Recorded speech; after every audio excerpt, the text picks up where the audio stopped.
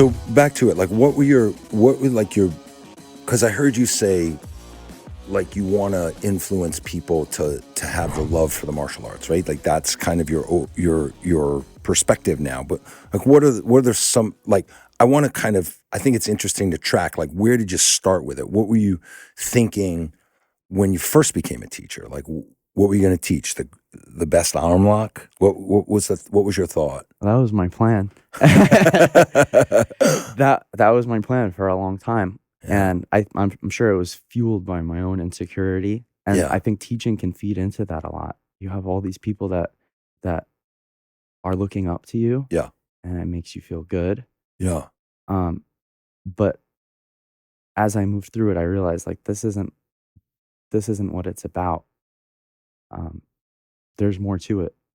And when I work with new people now and I can see them just go from being someone who's very nervous or afraid, and like through some praise or some physical touch and through this medium of the martial arts, open them up a little bit and get Yeah. them to relax and just enjoy themselves. And the practice, wow, it's like once you go down that road, it's just so beautiful. You don't really want to do the other thing anymore. Yeah. Yeah. I completely agree. I think, we just gave Dima his blue belt yesterday, a student in our school. And, you know, he started and I wouldn't say he was very fearful, but he wasn't expressing a level of competence, and out of competence came his confidence that he has now. Like that guy really has, I mean, his confidence is expressed not only in his technique, but his ability to help others. Like Mm. he's really doing a great job at it. And that for me is like you had your hand in that from the very beginning all the way up. And that's real. That like he's certainly formidable, and he's very intelligent and Hmm. really, I would say, kind as well. I can see him giving to his fellow students and the newer students all the time. And I think he's really gotten that from you. I listened to the last episode that you recorded with my best friend PJ, Uh-huh. and Part two?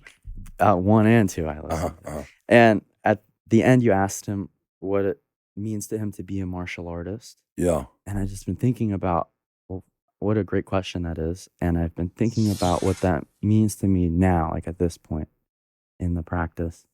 And what really speaks to me right now is the artist part of the martial artist. And to the point about Dima is I'm realizing that it's the training is an expression of who we are, and who you are will come out on the mat, as cliche as it sounds. And there's a guy who is like intelligent and kind and Gentle. gentle, Yep. and it comes out on the mat. And it also lends itself to being a really good martial artist Yep. too, which is what's really interesting to me. And what I love about the idea of the the art being an expression of who you are is that you can figure those things out for yourself on the mat, and then you can let that change you and then branch out into everything else that you do too. And you can do the reverse. You can work on yourself and then have your training be an expression of that too. And that's where I'm at with the martial arts right now. And I think that's been a really powerful place to work from for me. What's an example of you working on yourself and letting it be expressed through the training? This conversation that we've had so far is something that I work on every day on the mat. The same way when I walk down the street, I may feel some fear come up when I walk by a certain person, and I have to work on breathing through that and letting that go. I That's something I learned on the mat. That's something I learned from, you know, rotating around the room and standing in front of someone that I'm going like, "Oh my god, like this guy can really put me through it right now." And then taking a big breath and going and doing it anyway. And that's something that I put myself in position to do, and a great teacher puts you in the position to do. that will affect everything you do in your life. You won't go through your life the same way if you have that in the bank. Like If you really have it in if the you bank, really if it's have it. not fluff. Yeah. You know, I heard you say earlier that being a martial artist is about expressing freedom. You and I have had many, many, many conversations about that, about manhood and freedom and how important that is, and martial arts and like freedom. Like, take me through some of that. Like, what does that mean to you now? Like, what is let me actually give a little bit of color. Like, you actually said to me the other day, because I keep telling you, like, your expression needs to be your own. Like, I don't want you to be a mini Shihan. I don't want you to be the second Shihan. I want you to be the number one you. Like, you keep expressing yourself to the best of your ability, your freedom to do that. And you said to me something I won't ever forget. You said, I get it now. Like, all of the things, the car, the dog, the hat, the tank top, the flip-flops, the way I am on the mat, the way I paint, you said all of it is an expression of your freedom. And like, it's very powerful for me to be seen like that. Like, that is it. And lots of people don't know, they misplace it, they misunderstand it, they ridicule it, and all that's fine by me. I know it comes with the territory, but you got it, you nailed it. Mm. And it was a big gift you gave me, which I want to thank you for. So like, what at this at this season of your practice, of Mm. your experience through life as a martial artist, what are some of the things that are important to you as it relates to freedom? Sure. Well, there's so much to it, and it's a topic that I love so much. And one of the interesting things that I've read lately in the book, The 7 Habits of Highly Effective People, is he talks about the difference between liberty and freedom. Yeah, And I think a lot of us confuse or conflate those two things. And he defines liberty as, your ability to move through the world the way that you want, like to have the, space, or like to move from here to there without being constrained or confined. But that's external. Liberty is an external thing. Freedom is something that's completely internal. And for me in the martial arts and in my life, that means acting on decisions that are true to how I feel and not influenced, but by how I think other people may feel or think about me. wow. So, for example, the flip flops and the smart car, it's like a less free person may make a decision on what they're going to drive based on how they think other people are going to feel about them. While the free person is going to go with what they feel like is right for them. Right. And to me, that's everything. Like, to be able to express who you are and what you feel and what you think without that fear attached to it is everything.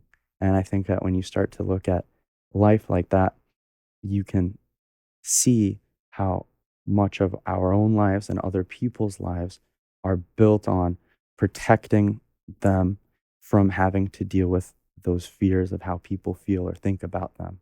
So everyone is going to say this if I drive this. Okay, so let me get the car that everyone's okay with and comfortable with and won't ruffle any feathers. Let me wear the outfit that everyone's okay with. Let me do the job that my family wants me to do. And it goes on and on and on. And I think if you play that out over the term of your life, that's real prison. That is They real call that prison. cancer. They Yeah. call that heart disease. They call dementia, all kinds of stuff. And Prison. right, I moved from Brooklyn to Staten Island recently, Yeah. and we talked about it, and we talked about how like Staten Island has all the Staten, Italy. Staten, Italy. It has all the symbols. Whoa, I was thinking the same thing. Yeah, Staten, Italy has all and great sandwiches too, but it has all the symbols of freedom. You mean like the red horn off the rear view mirror? Yeah, exactly. That's a symbol. Everyone has their driveway there and their truck that they want to drive and The backyard, the the backyard. pool. They don't feel so confined the way they do in Brooklyn in a lot of ways, but internally they're the exact same person Yep. that they were. And to me, that's a big, big distinction. So can we unpack that a little bit? Yeah, thank you. So you moved from Brooklyn to Staten Island. What does that represent to you?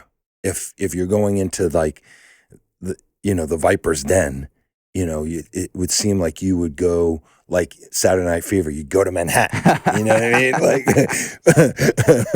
but so what does that represent to you? Similar to what going into the martial arts represents for me. You have the opportunity to play into all those things. When you go into the martial arts, you could become the big bad wolf, and that's how you identify yourself, and that's how you deal with your fears. You can move to Staten Island, and that's how you deal with those things.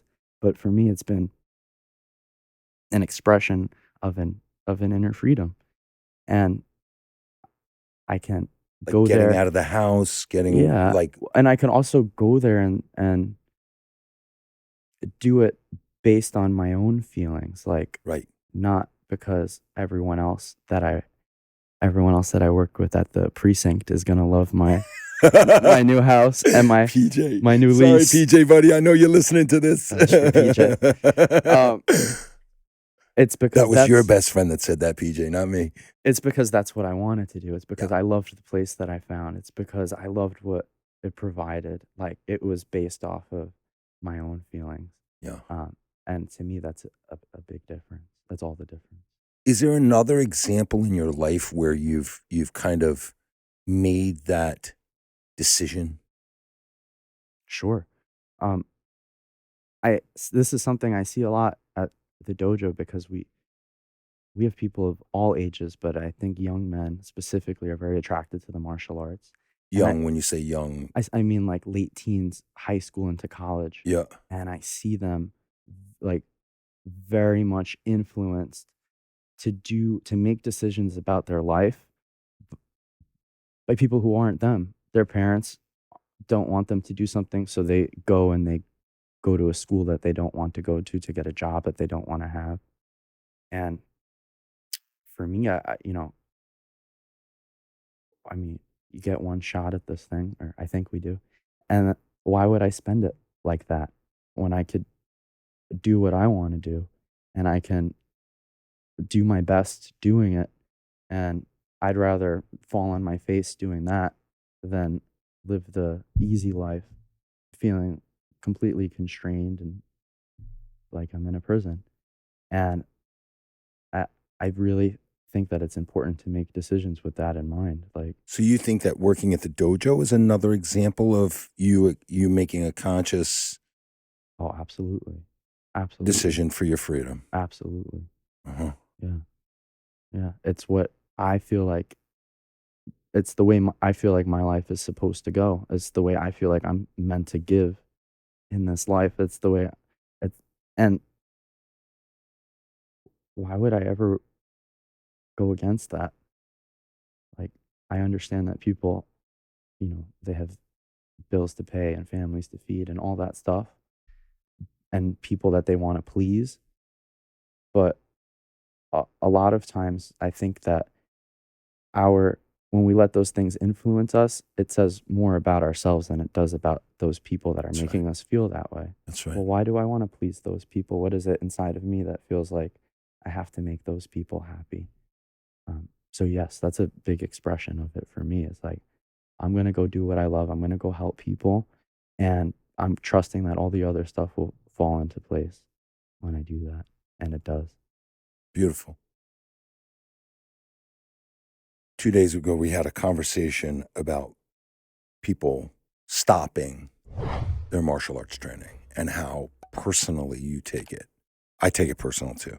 It's very challenging for us. And you had said something that I thought was interesting. Like you said, I have to take 100% accountability for my role in it, but they do too. They have to take 100% accountability as well. What does that mean? What does the So student or former student taking 100% accountability mean? when I think about the people in the dojo, the students in the dojo that do extremely well and they excel, there's so many things they do that I just can't take credit for. They're consistent, they are disciplined, they are focused, and they do it over a long period of time. And I simply can't take credit for that. But then when the situation is reversed and it's someone who's not doing very well or they're dropping out of the martial arts training, the tendency for me is to go like, I failed them. I did it all wrong. Well, what about the person who is doing really well? You don't take responsibility for that. And I'm realizing that I'm responsible for giving my absolute best as the teacher.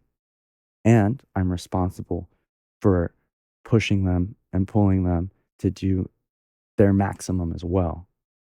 And that's where all of my power is. I can't go any further than that. So to continue to put my focus on what I have influence over, which is, you know, how I'm teaching them, what I'm communicating to them, how I'm living my life, and How then you're training, that's right. and holding them accountable as best I can and understanding, the rest is on them. Yeah. And that's a good thing for everybody. They need that. Let me ask you something. What would you say to that person? Which person? Well, you're getting a chance to say what you need to say to the people who are coming to class, Yeah. right? So, what do you want those people to know that left the martial arts?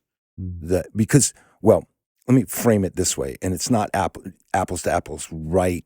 Like, because you were a young person when you left, but you left when you were 12, and you came back when you were 17, and you have some experience about what that gap was, and from that perspective, and also from your perspective a, as a genuine teacher, those are my words. I'm putting that out there. Um, what would you want them to know? Are they missing something? Is there something that you would see to them? Mhm. I have said this before to students. I would say, I'm sorry that I didn't demonstrate a lifestyle and an attitude, and I wasn't the kind of person that you wanted to be like. Hmm. Because again, that's where I feel like all my influence and power It's is. fascinating. Yeah. So you wouldn't say don't quit. You wouldn't say come to class more. Like, is there something?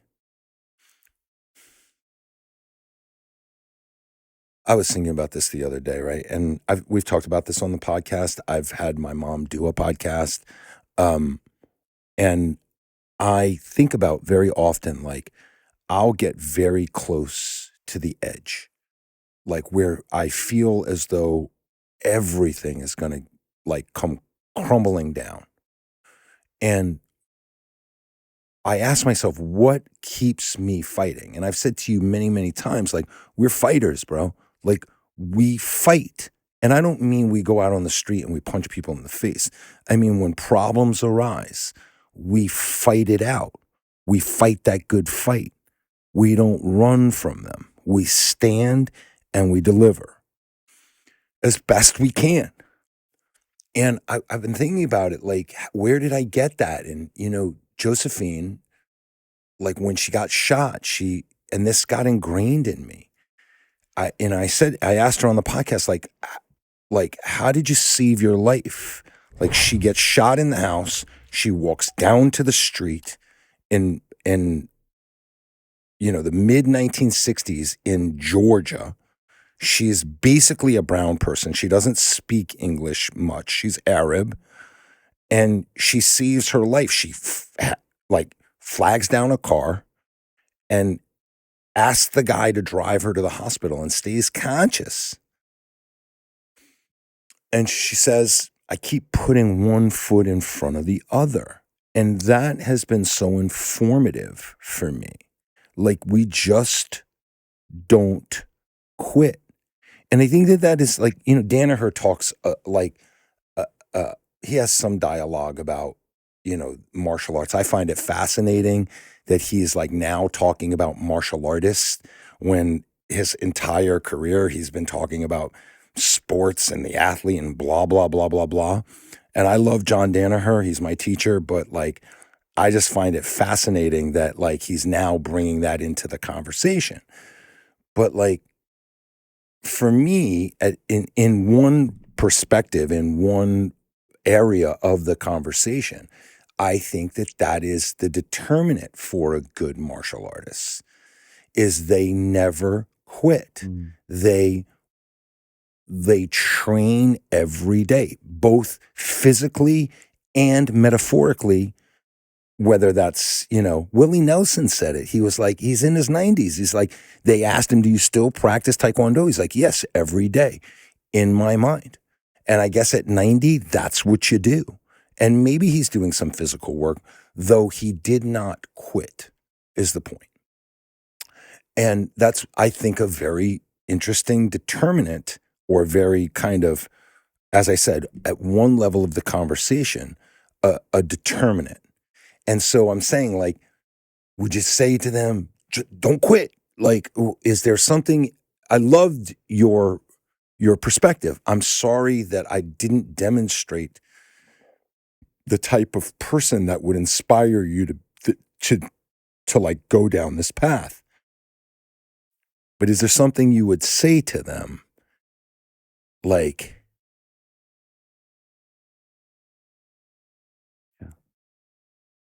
Yeah. I think one of the great things that I've learned through being with you is like to take responsibility and accountability and to not put like things can be other people's responsibility and account, but at the same time, we need to do what we can do about it. And so sometimes when I think about these things, I think like, oh yeah, like I need to be teaching that to people also, like that quality. Like I can't do it all for them. And I think I would say exactly that. Like this is a prerequisite to being a martial artist that you just continue pushing and you're in the practice every single day, no matter what, through whatever it is that's going on for you. That is what the martial arts is. And with human beings, they can't always hear stuff like that.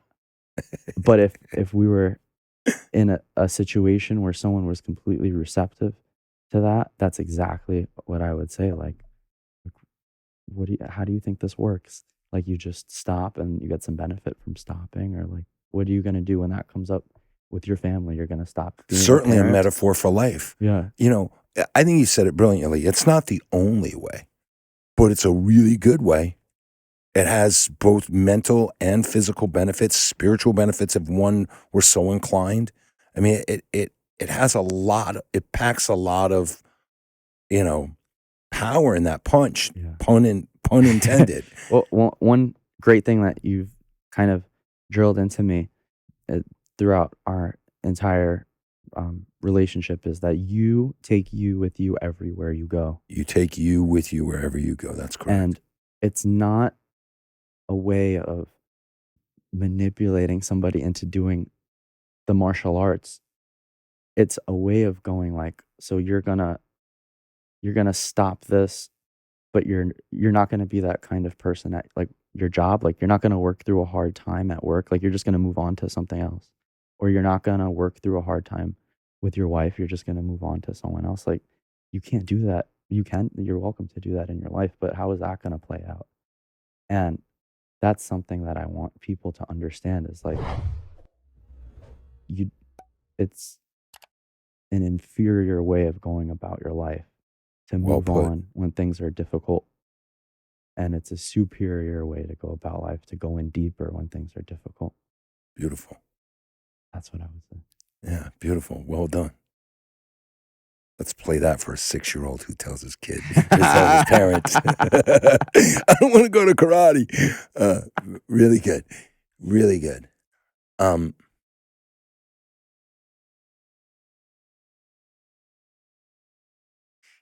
was thinking on the way over here, I wanted you to have something that we did together forever. I oftentimes it's one of the reasons I paint is because the martial arts, while it's pretty complete for me personally, because I don't have children, it didn't solve the legacy issue, because I felt that the lessons that were I'm trying to give on the mat, and that it wasn't transactional, but it was in a way transitional. I didn't feel like I could hold on to it. It just didn't. And people texted me this morning, students, you're a dad to many. It's a lovely sentiment, though it's beautiful, but doesn't land in a way that fulfills this deep desire to know I existed, to prove, that's what art does for me. That's what this podcast does for me. It's a recording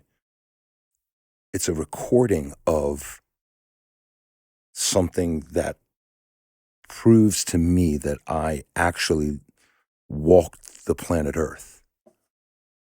And yes, for me, there's so much satisfaction in our relationship and the relationships. I was telling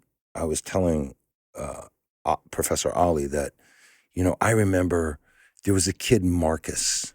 Marcus was a 5-year-old, and I was done with Saturday classes, and I was sitting behind the desk, ready to kind of go home. But I was taking a breath. Saturdays, you're behind the desk, and it's okay. And Marcus marched in and put his favorite toy on the desk. And he said, "Sensei, I want you to have this. This is my favorite toy." And I looked at him and I was like, and he was like, "It's for you." And it still gives me goosebumps. It's still so meaningful to me. And in that way, I wanted to give you something that we would have forever, and that would, kind of far outlive me, and you'd have more than just your memories. And I'm so proud of you. I'm so happy for you. And I think you're articulating some very powerful points that I have worked diligently to express. And you hear me, you see me, and I'm just very appreciative. Thank you. Thank you, Shane. I love you. I love you too, man. Well done. Well done. Bravo.